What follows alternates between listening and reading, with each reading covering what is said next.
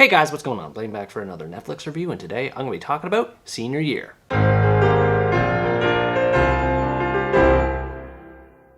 Senior Year is an American comedy that tells the story of Stephanie Conway, a high school student in America originally from Australia. She's on the cusp of being one of the most popular girls in her school when she unexpectedly falls during her cheerleading routine and ends up in a coma. She wakes up 20 years later as an adult, but with the same mindset she had as a teenager. She makes it her goal to return back to high school to complete her senior year, as well as to fulfill her dream of being prom queen. Throughout all of this, she learns to navigate her new world while engaging in various hijinks along the way. I didn't think this movie would be my cup of tea at first, but it ended up being fairly decent in the long run. Its comedy is a bit all over the place and doesn't always land, but some of it does hit the mark, and it's made more watchable thanks to the lead character. Rebel Wilson's performance as Stephanie Conway is what made the movie work for me. She retains the same sense of humor as she does in most of her other movies, which I liked because I always enjoy the off-the-cuff delivery of her lines, but she also gets the chance to show off a more dramatic side to her acting too. The movie has a lot of fun with the fact that she's basically a teenager in an adult's body. Her immaturity and near complete lack of political correctness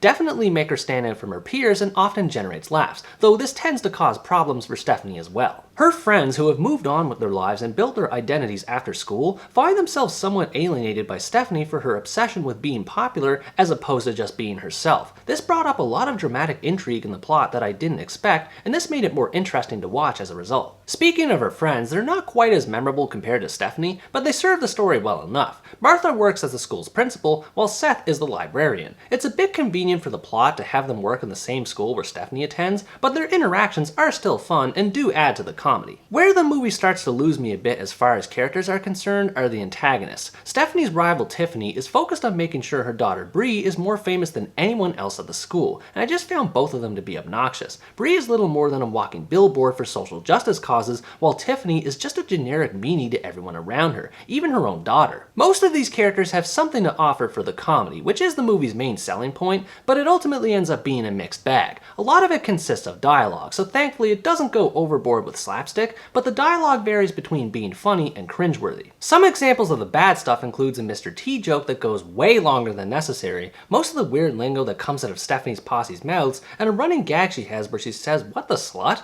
I know teenagers tend to say weird things, but I still couldn't help but groan at some of their lame lines. However, there were some moments that had me chuckling quite a bit. I found myself laughing at a lot of the little things Stephanie does while adjusting to life after her coma, like when she pretends her calculator is a cell phone in order to fit in with the crowd, or with how casually she uses offensive language. This is where I started to notice an interesting clash regarding political correctness. Swear words aren't permitted, scenarios involving wins and losses aren't allowed, and many other situations take place at the school, all of which Stephanie ends up butting heads with. It was hilarious to see Stephanie raise such a fuss over how sanitized and boring her school was, especially with how nauseously overbearing and preachy its social messages are. Perhaps this was done on purpose, but I found its plentiful references toward various causes became increasingly more irritating over time, because they're not examined beyond surface level. Honestly though, I found myself more annoyed with how the rest of the teens are depicted in this movie. They're just plain weird with how they instantly pull out their cell phones whenever Bree does a live stream, constantly say stupid things, or with how some of them look old enough to be in college. I don't know why Hollywood keeps casting young adults as teens. It always breaks immersion for me. Aside from the high schoolers not acting like how normal high schoolers would, most of what takes place in the school is enjoyable. There's a carefree atmosphere to be found as Stephanie enjoys high school life once again, and seeing her spat with Tiffany never gets old. This might sound a bit controversial, but for me, the best parts of the movie are the dancing and cheerleading sequences. They inject more energy into the story, and the effort put into the choreography of these scenes made Stephanie's role as a cheerleader more believable, even in spite of her time spent in a coma. They also proved to be really funny, especially during the rehearsals. The movie makes occasional use of cutaways that shows them acting out a scene in the middle of their dance,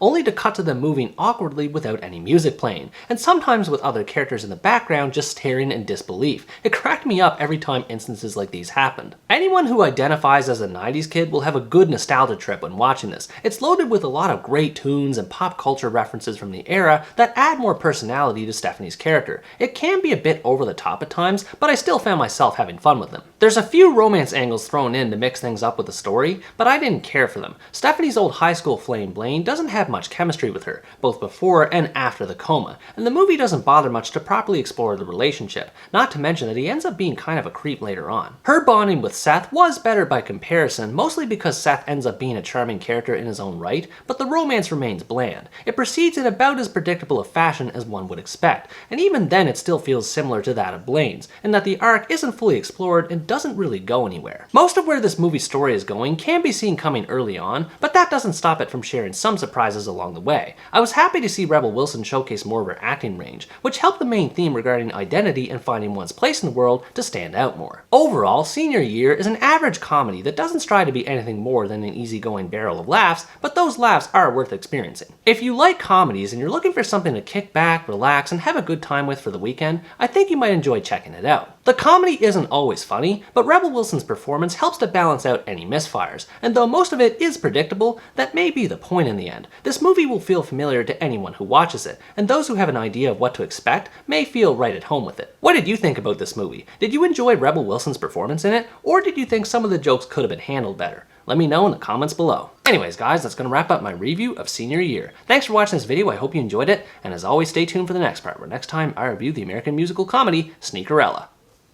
Bye bye!